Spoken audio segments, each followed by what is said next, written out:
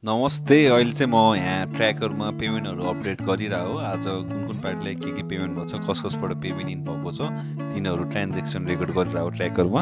पहिला सुरु यहाँ हाम्रो पार्टीहरूले भाउचरहरू पठाउनु भएको छ, कुन पार्टीको पेमेन्ट भएको छ भनेर, त्यही अनुसार मैले यहाँ लेख्दैछु। हाम्रो पेमेन्ट आएको इन अप्सनहरू लेख्दैछु। पेमेन्ट चाहिँ जुनै पार्टीबाट आउँछ भने पार्टीको नाम अनि अमाउन्ट, त्यसपछि ब्याङ्कको नाम लेख्छु।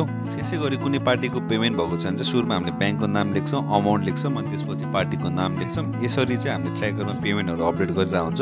कुनै पार्टीलाई क्यास पेमेन्ट दिएछ भने क्यास लेख्यो, कति अमाउन्ट दियो, अनि कुन खर्चमा कुनमा एन्ट्री गर्ने हो होइन, पार्टीको नाम, एक्सपेन्सेस, अनि डुवानी भने डुवानी भनेर लेखिदियो। यहाँ चाहिँ हजुरले अब हामीले पेमेन्टहरू अब गाडीले डिजेल हाल्नलाई पैसा दिएकोहरू हिसाबहरू लेखिदिँदैछौँ। जस्तो मान्नु मेरो यहाँ जुन ब्याङ्कबाट ट्रान्जेक्सन छ, ब्याङ्कको नाम अनि अमाउन्ट, अनि त्यसपछि कुन गाडीलाई नम्बर पैसा दियो त्यो गाडीको नम्बर, डिजेल लेखिदियो। यसरी चाहिँ क्यासको पार्टीको पेमेन्ट एक्सपेन्सेसहरू एन्ट्री भइरहेको हुन्छ। अनि त्यसपछि चाहिँ यहाँ मैले ब्याङ्क स्टेटमेन्ट हेर्छु, ब्याङ्कमा कुन पार्टीहरूको पेमेन्टहरू के भएछ, कति अपडेट भएको छ भनेर। सँगसँगै मैले एउटा चाहिँ ब्याङ्कको स्टेटमेन्ट चेक गर्न थालेँ।